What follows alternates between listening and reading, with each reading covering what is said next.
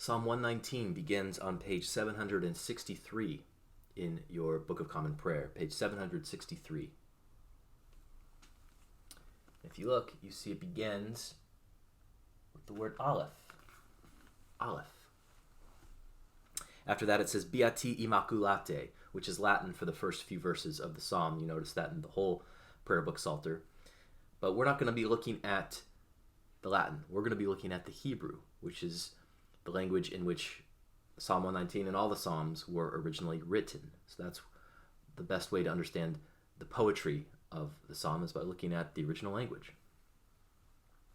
So verse 1, verse 2. Happy are they whose way is blameless, who walk in the law of the Lord. Happy are they who observe his decrees and seek him with all their hearts. In the Hebrew it sounds like this. Ashrei temimei derech, ha-holkim b'torah Adonai.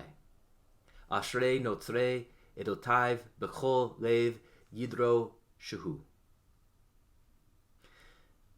These first few verses of Psalm 119 are addressed to the reader, while the rest of the entire psalm is addressed to God as a prayer. And these first few verses are beatitudes, much like the first verse of the first psalm, Psalm 1, which you can take a look at. That's on page 585. Happy are they who have not walked in the counsel of the wicked. It begins with the beatitude. And that in Hebrew is Ashrei ha'ish asher lo halach. Notice that Ashrei. And so when Jesus begins his Sermon on the Mount in Matthew, as well as his blessings and woes in Luke, he is drawing from this tradition. He's not the first one to come up with the Beatitudes. The Beatitudes are in the Psalms.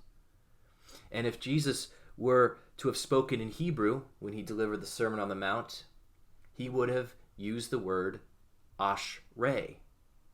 Ashrei, which means happy, or blessed, or even lucky, or most fortunate.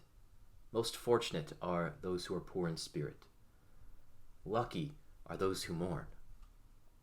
The word Ashrei, or Asher, another form of that word, begins with the first letter of the Hebrew alphabet, which is Aleph.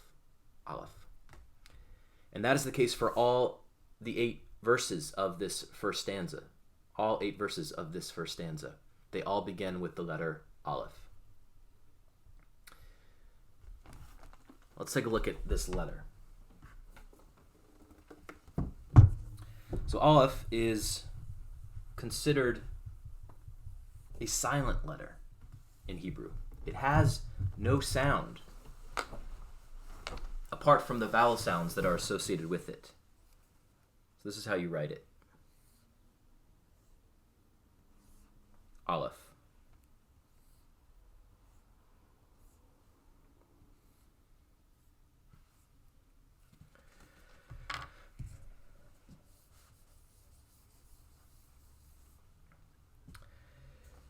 Aleph has no sound apart from the vowel sounds associated with it, and the vowel markings are marked with either dots or lines, but we're not going to go into the vowels right now. We don't want to get sidetracked. When a vowel is attached to Aleph, it makes a kind of guttural sound, like ugh, ugh, ugh. Not everybody makes that sound, but that's what it most likely originally sounded like. Ugh. The Aleph is associated with the image of the humble ox. And the original shape of the Aleph likely looked similar to the ancient Phoenician Aleph, which looks like this.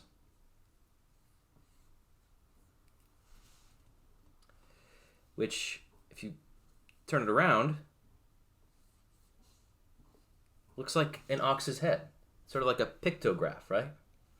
You got the head with the horns. And it also looks like an upside down A, right? So we see the roots of our letter A coming from the Phoenician alphabet and this pictograph of an ox, then turned upside down. It's a little hard to see how this becomes that, but these are associated. And as I said in the previous video, the Aleph has a spiritual meaning, and the primary spiritual meaning of the Aleph is humility. Humility.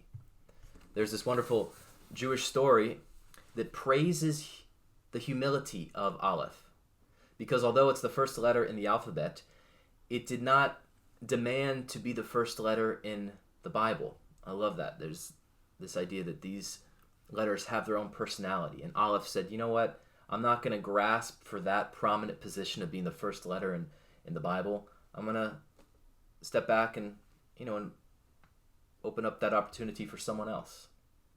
And so Bet, the second letter of the alphabet, Bet took that prominent position. It's kind of similar to the Christian understanding of Christ, described in Philippians, this self-emptying, kenosis. Christ did not consider divinity something to be grasped, but held it lightly, even let go of it, to the point of being crucified as a criminal. So the Aleph was similar. The Aleph was self-emptying and said, I don't need to be in this prominent position. And God responded, well, by first letting Bet be in that position. The first word of the Bible is Bereshit, which is the first name of the book of the Bible in the Tanakh, the Hebrew Bible, which means in the beginning or in a beginning, and that begins with Bet. But then God rewarded the letter Aleph for its humility by making it the first letter in the Ten Commandments. So this idea of if we humble ourselves, then we are exalted. If we exalt ourselves, we will be humbled. We see that with Aleph. Aleph humbles itself and then is exalted by becoming the first letter in the Ten Commandments. And that leads us to another important meaning and characteristic and quality associated with Aleph, and that is breath. According to Jewish legend, right before God gave the Israelites the Ten Commandments, God took a deep breath.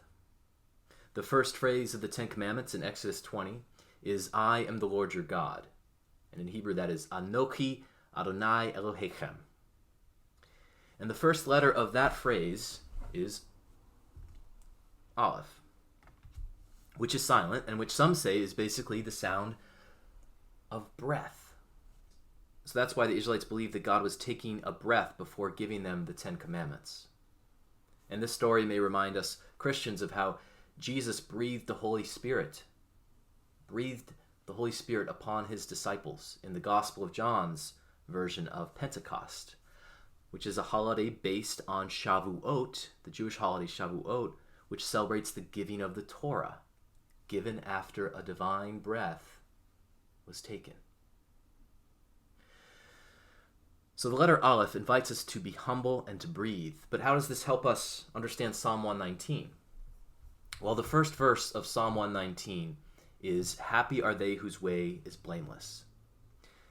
The original Hebrew is Ashrei Timimei Derech, which is more literally, happy are they who walk the way with authenticity. The Hebrew word is tamim, which means whole, sincere, authentic, having integrity. It's not necessarily someone who's never made a mistake. It's just someone who's been able to integrate and be whole and complete and sound and authentic. So Psalm 119 and the Hebrew alphabet both begin with invitations to breathe into our authenticity and to acknowledge our limitations, to let go of our false pretenses about ourselves, and to be humble and honest before God, to walk humbly before God. And that often involves giving voice to our deep fears and our hopes and our frustrations and our desires, as Psalm 19 does so well. And we'll be looking at that. So there's a lot more to say about Aleph and these first few verses of Psalm 119. And I'm reminded of that Syriac infancy gospel in which young Jesus says, you can't really understand Bet until you've understood Aleph. But I hope our understanding of Aleph as a call to humility and an invitation to breathe into our authenticity is sufficient, at least for now, because we have 21 more letters in the alphabet to go, and we have about 168 more verses of Psalm 119 to go. But we're off to a good start.